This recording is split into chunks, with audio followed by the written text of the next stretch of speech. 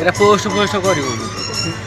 କରିଦେବୁ ନାଇଁ ନାଇଁ ତୁ ଭାଇ ପୋଷ୍ଟ ଫୋଷ୍ଟ କରିବୁନି। ସେ ଟିକେ ଅର୍ଡ଼ର ଅଛି ନା ସେଥିପାଇଁ। ୟୁଟ୍ୟୁବ ନାଇଁ ତୁ ରଖିଦବୁ ତୋରି। ଫେସବୁକରେ ତୁ ଫେସବୁକ ଏଇନା କରିବି ତୁ କହୁନୁ ମୁଁ ଏଇନା ଭୋଜି ଖାଇ ଆରେ ଫେସବୁକ୍ ଇଏ ହଉ ଯୋଉ ହଉ କଣ ଅସୁବିଧା କିଛି ନାହିଁ ବୁଝିପାରିଲେ ରିଙ୍କୁ ବାବୁ। ଏଇଟା ଗୋଟେ ବ୍ରତ ଘରକୁ ଆମେ ଆସିଥିଲୁ ଇନଭାଇଟ୍ କରିଥିଲି ଆଉ ଦେଖିଲି ଯେହେତୁ ଆମକୁ ଡକେଇଥିଲେ ସେଠି ଆମେ ଚାକିରି କରୁଛୁ କାମ କରୁଛୁ ବୋଲେ ସେଠି ଆମେ କାହିଁ ଦେଖେଇକି ସୁଟିଂ କରିବୁ ବୋଲି ମୁଁ ଆଉ ସୁଟିଂ ଫୁଟିଂ କଲିନି ପଛପଟକୁ ଆସିକି ଗେଟ୍ରେ ମୁଁ କେହି ଦେଖିଲି କେହି ନଥିଲେ ବୋଲି ମୁଁ ସୁଟିଂ କଲି ଯେ ସୁଟିଂ ସାଟିଂ କଲି ଆମେ 3 ଜଣ ଯାଇଥିଲୁ ସମସ୍ତେ ଯେହେତୁ ଗୋଟେ କର୍ମଚାରୀ ସୁଟିଂ ଫୁଟିଂ ହେଲା ଆଉ କ'ଣ କରିବା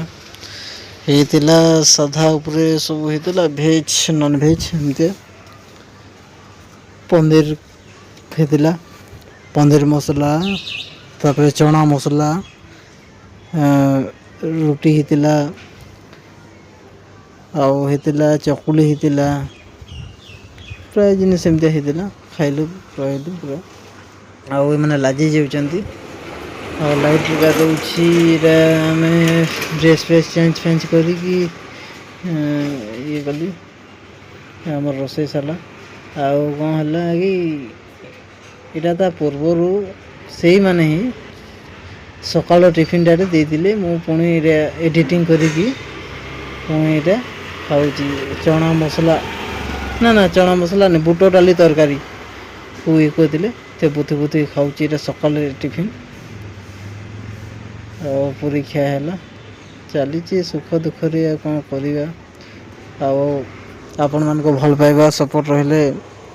ଆଉ ମେନ୍ କଥା ହେଉଛି ମୁଁ ହେଉଛି ଯେଉଁ ଡ୍ୟୁଟି କରିଛି ମୁଁ ନିହାତି କହିବି ବୋଲି ଭାବୁଛି ଆଉ ନେକ୍ସଟ ଟାଇମ୍ରେ ମୁଁ କହିବି ଆଉ ସେଥିପାଇଁ ମୁଁ ଦେଖାଉନି କାମ ଚାଲିଛି ଦେଖନ୍ତୁ ବୁଟ ଡାଲି ତରକାରୀ ଖାଇବା ହେଉଛି ଖାଉଛି ଆଉ କ'ଣ କରିବା ମୁଁ କହିହେବନି ମୋ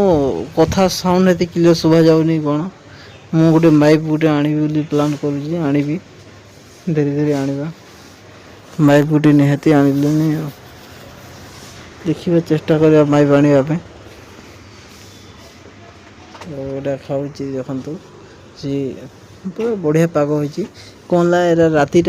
ରାତିରେ ପାଣି ପକାଇ ଦେଇଛୁ ତା ଉପରେ ବେଡ଼ାରେ ରଖିଦେଇଛୁ ସେ ଖରାପ ହେବନି ବୋଲି